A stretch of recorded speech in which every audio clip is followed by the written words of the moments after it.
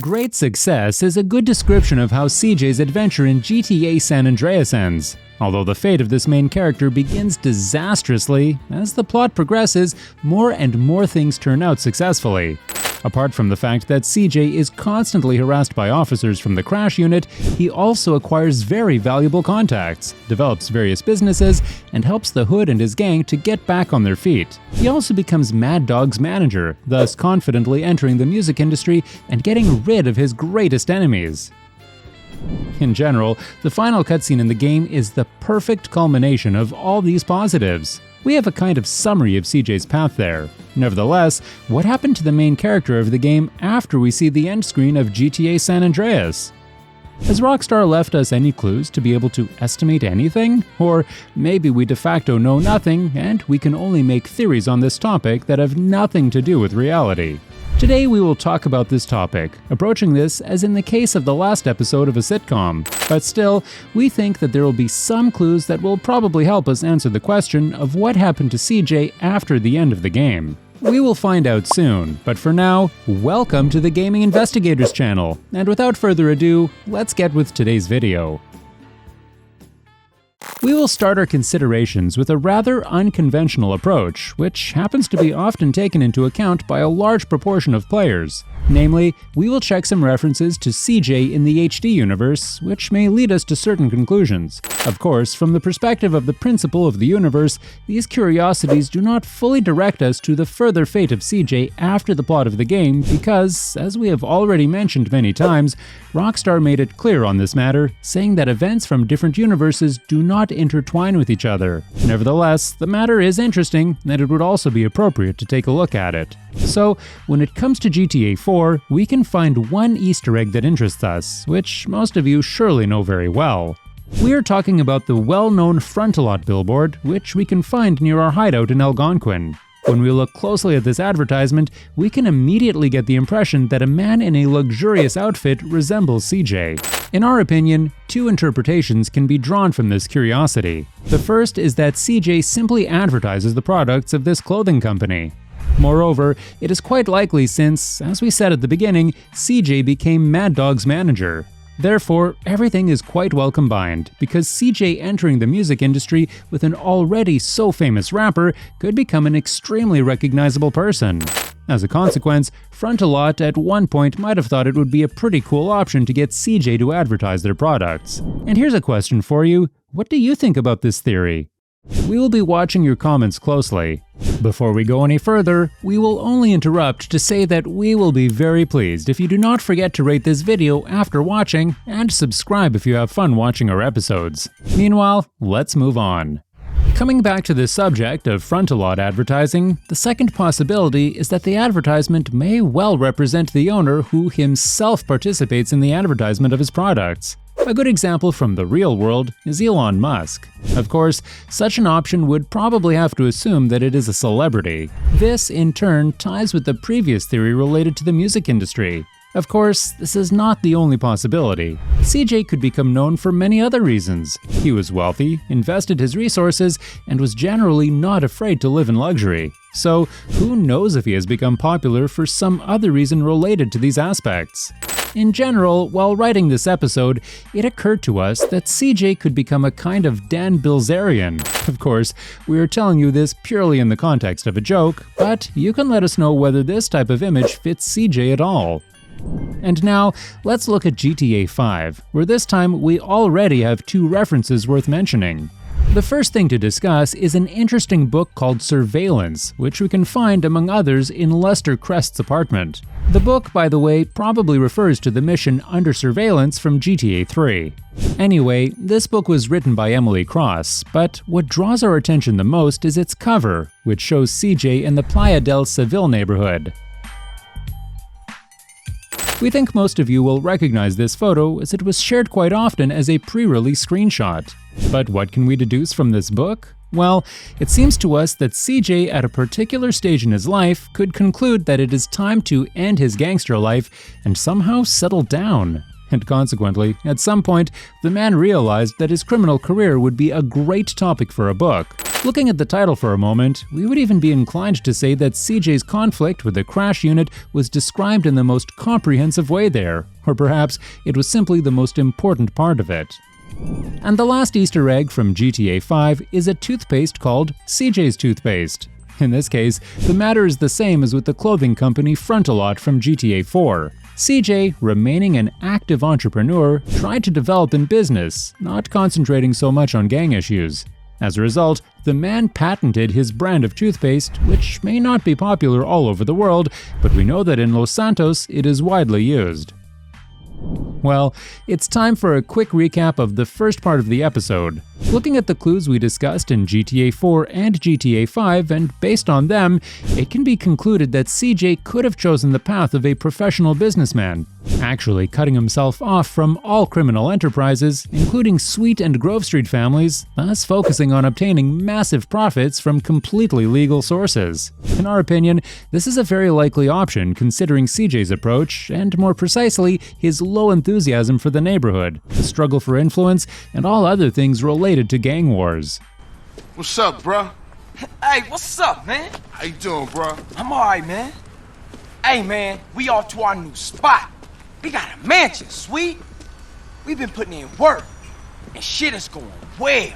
We got a stake in the casino. We got some insane shit in Fierro. We get into the rap game. Hey, man, let me get you some new clothes. Come on. New clothes? Nigga, what the fuck is this bullshit? What you mean, man? What's mine is yours, and you know that. You never did get it, did you, Carl? I need to go check on things in the hood.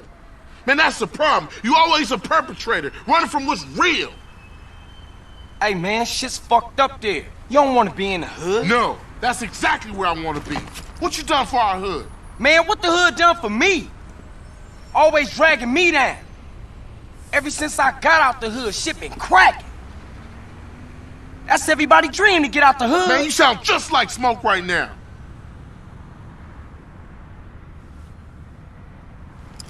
Alright, man. However, we would like to emphasize that, at least in our opinion, this type of reference should not be taken into account when looking at the statements of the developers themselves, which we have talked about earlier. We will mention once again that we are dealing here with two different universes. Los Santos, or Liberty City from the 3D universe, is completely different than these two cities in the HD universe. We have other characters and stories, and just for the record, we're not saying that CJ couldn't own a clothing business or have his brand of toothpaste. We just think that references to the HD universe should not be an unambiguous confirmation that the fate of the characters from the 3D universe turned out this way. In short, it could be so, but not necessarily. Meanwhile, we move on to the second part of the episode, specifically to GTA San Andreas, where we would like to present to you two theories related to the further fate of CJ. Both of them will also apply to Sweet in a way, and unfortunately, they will not be supported by any evidence from the game since there is simply no such evidence. Nevertheless, these are the two most likely paths. So, the first scenario that we will analyze is as follows. After the end of the plot of the game, CJ is still on good terms with Sweet and puts Grove Street families in the first place. Unfortunately, CJ would likely neglect heavily developing his opportunities to buy new businesses and real estate. As a consequence, this would lead to a regression in his business sphere of life, and after some time, his businesses would either be very weak or CJ would cease to be a part of them at all. A perfect example would be a casino run by CJ, Woozie, and Ronfa Ali.